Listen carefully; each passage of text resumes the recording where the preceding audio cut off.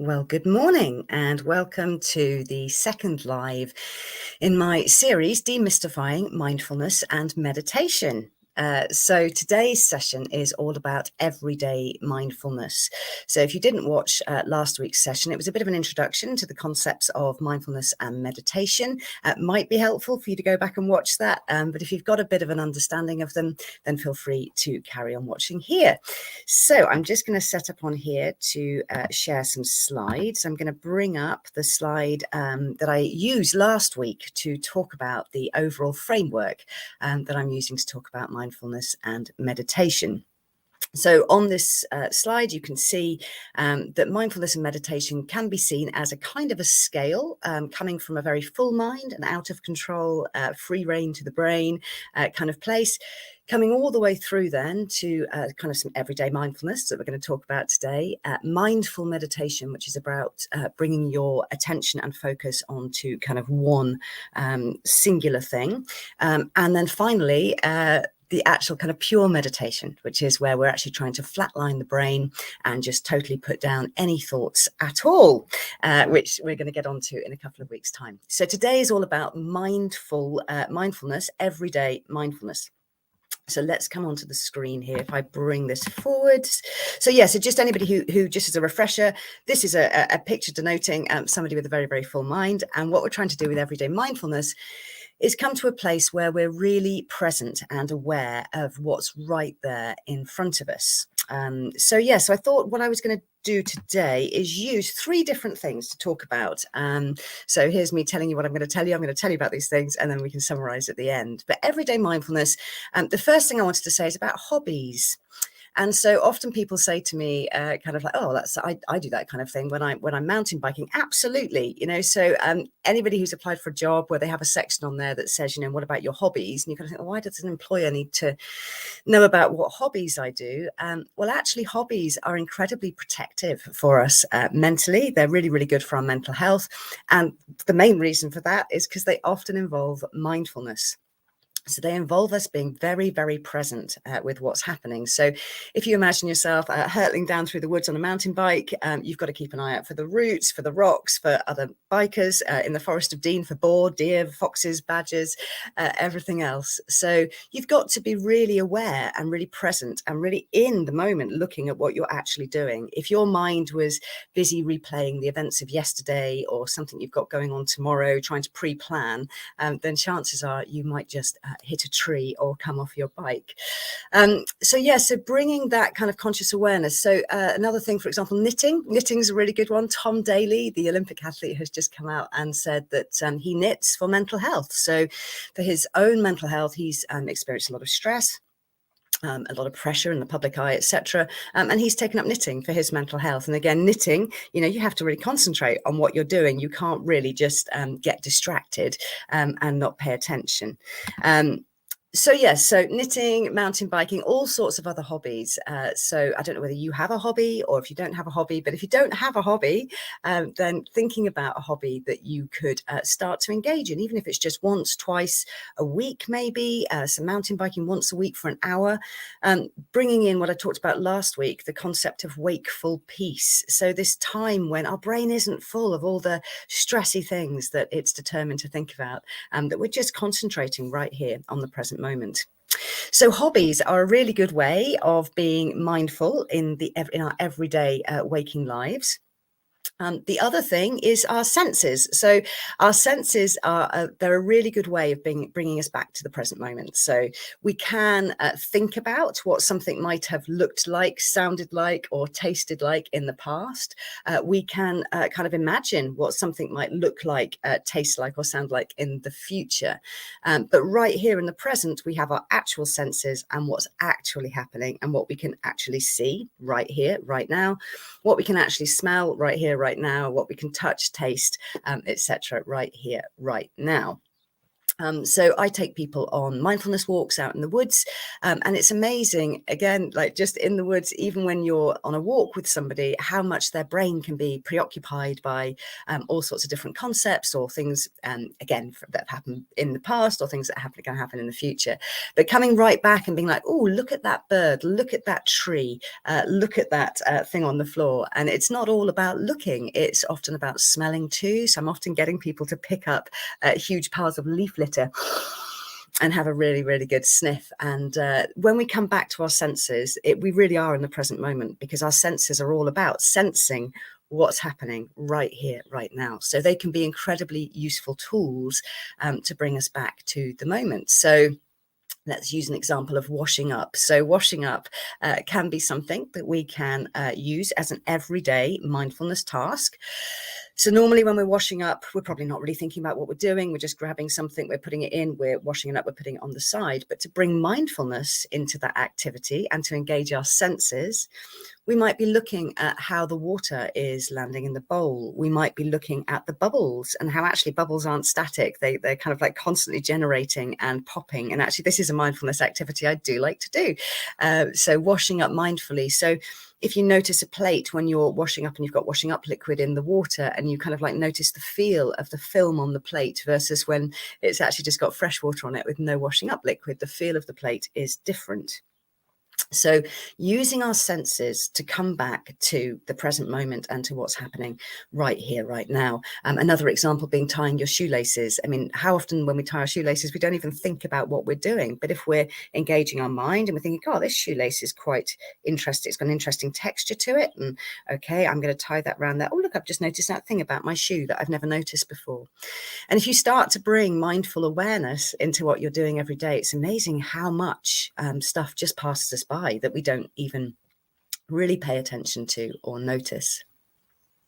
So yeah, so hobbies, all about being in the present moment. Our senses can bring us back.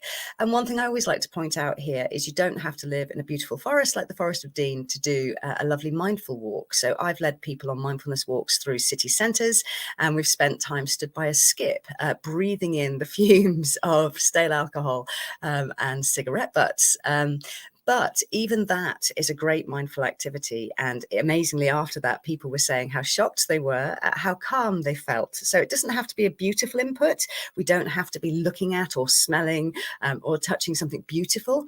It can just be anything. It can literally be anything. And when we come on to mindful meditation in the next session, I'm going to be talking about how the back of your hand, have you ever heard the phrase kind of know something like the back of your hand? Well, we're going to be getting into that next week and getting into really paying attention to the back of our hand, but in more of a meditative kind of way.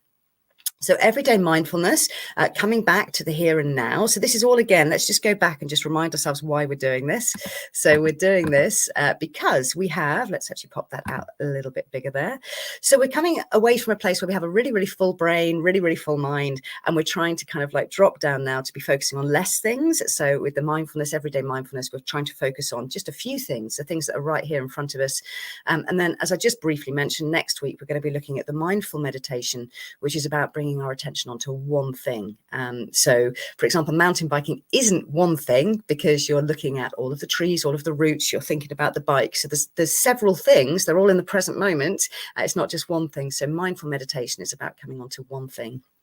And one thing alone, and then moving into pure meditation where we flatline the brain. So in fact, actually, I think I've got a little picture here. So this is our everyday mindfulness. These are the things, hobbies, our senses, and I'm going to come on to oxygen in a second. The one other thing I just wanted to do here is just pop up this picture, and I'm actually going to pop it out on my social media platforms later. So that's Instagram, Facebook, LinkedIn. Because this was a tree that was actually on a walk yesterday, and I just stopped and had a real mindful moment, like just really taking in my environments in the space that I was in, just looking around me, and I was really drawn to this tree and to the textures on this tree. And so, yeah, it was really interesting. So the section on the top left there, You can see it's really bumpy bark, and it was really quite kind of sharp almost in places. The section in the middle was incredibly smooth, really, really smooth, almost a little bit kind of like soft, almost like it's got like a slight fungal covering on it. And the bit on the bottom right there, the moss, surprisingly not as soft and fluffy as it looks. So it was actually kind of a little bit scratchy, quite dried out. Actually, it hadn't been raining the night before. So yeah, so just coming and bringing your attention and your awareness to the things that are right there, right in front of you, and how powerful that can be. Now, I could have just walked past that tree. If I'd taken a photograph of the glade that I was stood in, none of the trees looked particularly spectacular. They were just trees. It was a pretty grey, dull day.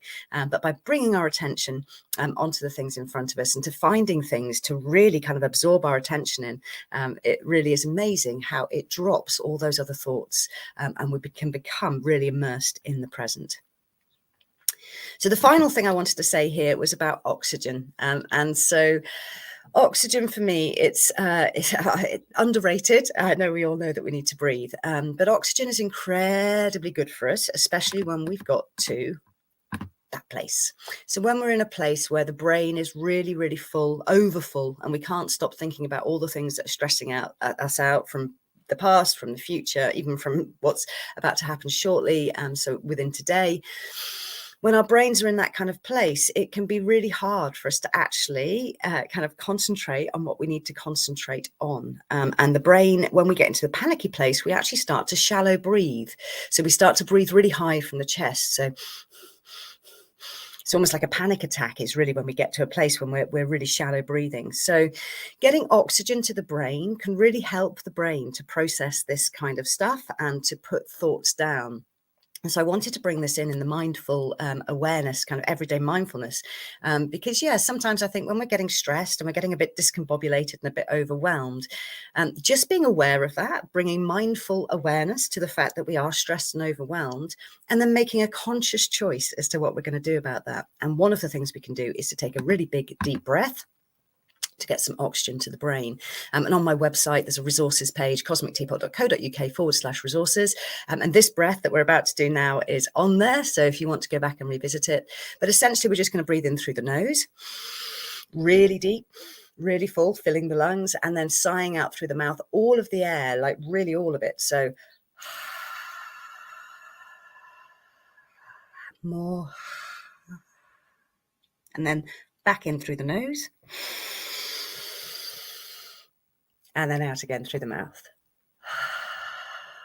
And so that breath is really great. It's actually the second breath that counts, because having totally emptied the lungs after the first breath in, so we then totally empty the lungs, that second breath we take in through the nose is full. It's a full lungful, 2 lungfuls of oxygenated air. And so I can actually already feel that. My brain, it feels like I'm getting a little bit of a brainwash with that oxygen, a bit of a hit of oxygen.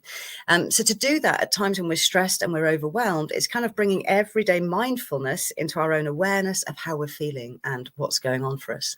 So taking a really big, deep breath is a really good reset and a really good way of becoming mindful about what's happening in the mind.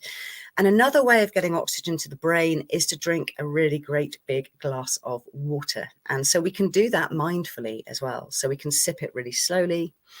We can be aware of the taste of the water or lack of taste. We can be aware of the temperature of the water, of the feel of the glass.